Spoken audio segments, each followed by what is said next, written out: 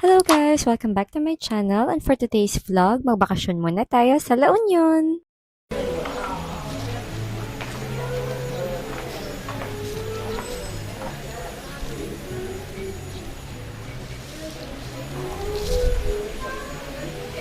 So guys, hello! We're taking you a tour dito sa Natal na Resort. So don't forget to bring your sunscreen. And oh my god, ang ganda. It's so quiet and peaceful. Very relaxing. So pwede kayo dito even if you're not checked into their hotel. Very nice. Siguro lalo sa gabi, it's very nice. Ang peaceful. Unlike sa ibang, like yung near dun sa mga madaming tao. Like, sa inyo lang talaga yung beach. Diba? Very nice.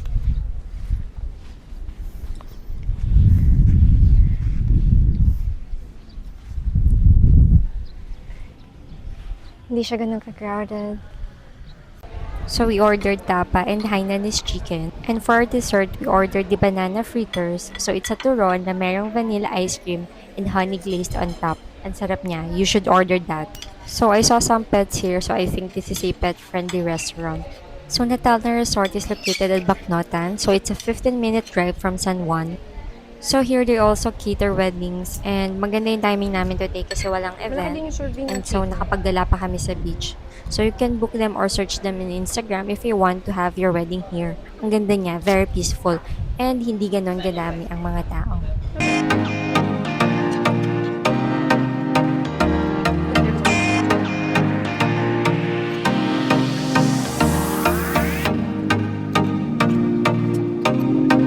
So next we're here sa Fat Wave Resort. So sobrang ganda dito lalo na kapag sunset or yung mga gantong oras like I think it's already 6 PM na to.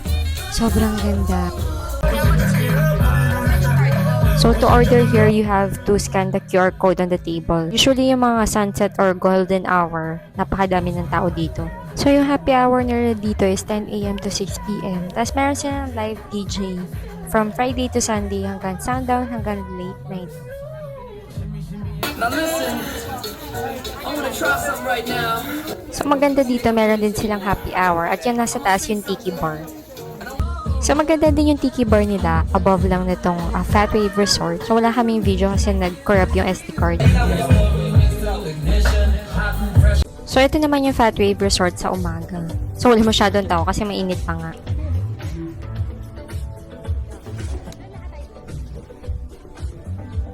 So pag bumaba ka dito sa beach, may access naman siya papunta sa float tub at saka sa clean beach. Walking distance lang siya dito from Fat Wave Resort. So meron din sila ditong accommodation, nasa likod lang niya.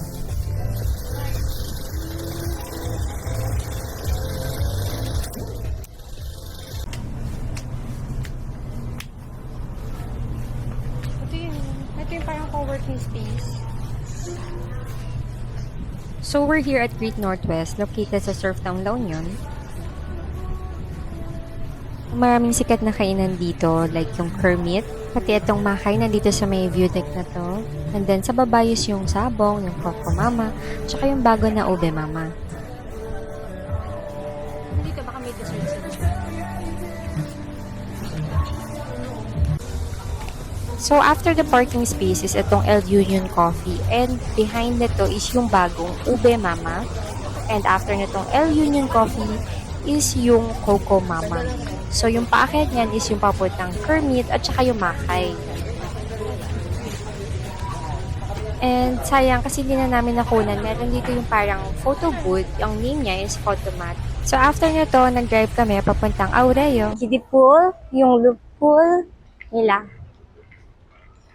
So, ito yung restaurant nila. And it's called Sea and Salt Restaurant. Salt and Sea. Okay, tapos yung Coast Restaurant nila is dun yung buffet breakfast nila. Silip tayo sa Coast Cafe. Pwede ba pumasok? Wow, ganda. So, ito yung Coast Cafe nila. Mag-video lang. Thank you po. So, ito yung Coast Cafe nila for your buffet breakfast. Pero tingin ka meron din sila for merienda.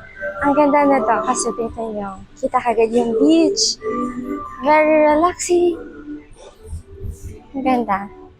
Yan. Dito kami kanina kumain pero nakarap kasi yung SD card ko kaya nawala yung video namin. See, it's very nice here. Very peaceful. Ganda.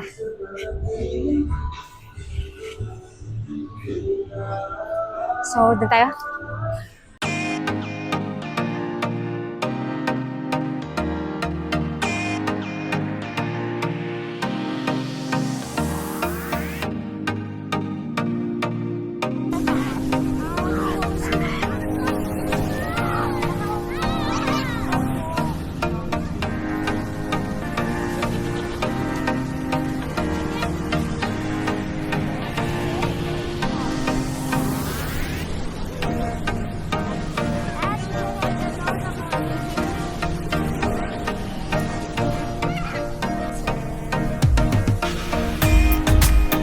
Now we will have our dinner dito sa May Kuro, located sa Curbside Villa. So usually pag lunch, maraming tao. So ito yung waiting area nila. So bukod sa restaurant, may accommodation din sila dito.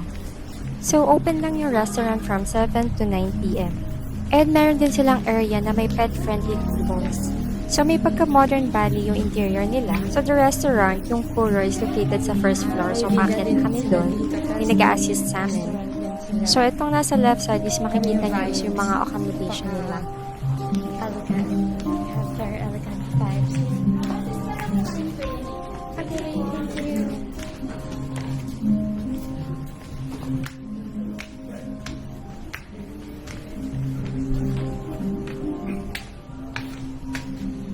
Dalawa yung area nila. Yung nasa right side is yung open area. Tapos ito yung air-conditioned area nila.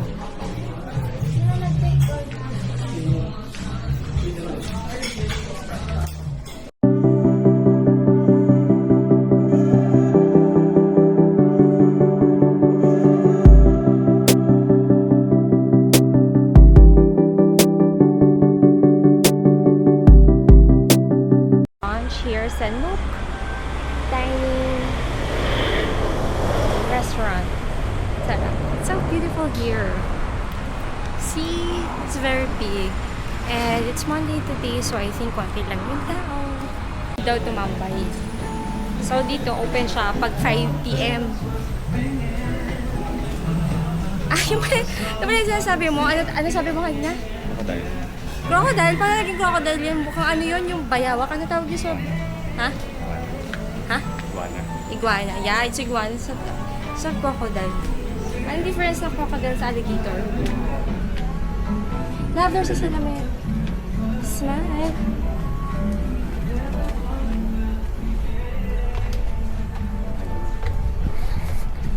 Saan? Hanggang mirror lang daw. So, open siya pag ano? Kapag gabi. Ay, good. Ang ganda niya pala.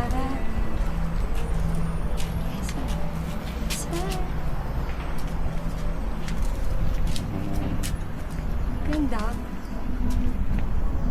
Ang ganda niya. So, open siya kapag 5 p.m. So, para sigurong resto bar to. Mainit ngayon. Oo, hindi siya open. So, maganda siya sa gabi kasi hanggang taas. So, open lang hindi. Pero hindi siya pwedeng open. Okay.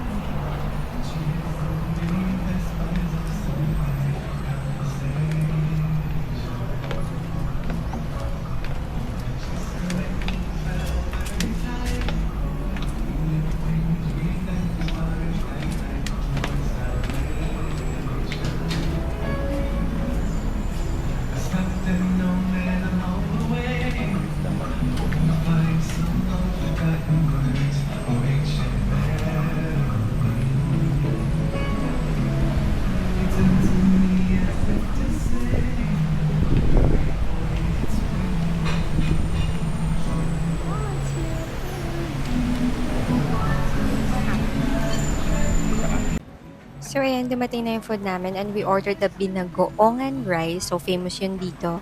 And the crispy pata. Sabi ni Love, masarap din daw yung watermelon shake. So, for our dessert, tinry ulit namin yung banana fritters. So, this time naman, ube yung ice cream. So, ngayon, nandito kami sa Funky Quarter. So, it's a bar and also a hostel. Yung hostel nila is very unique. Ang ganda nun. Check it out. So, try this Bozico beef steak burrito plate. Ang sarap niya. Medyo spicy siya ng konti dahil sa rice. So, ito yung isa din nilang best meal, yung tuna and shrimp ceviche. So, para daw siyang kilawin. Manghang din siya. So, parang pangpulutan na din siya. Kasi bar to sa gabi.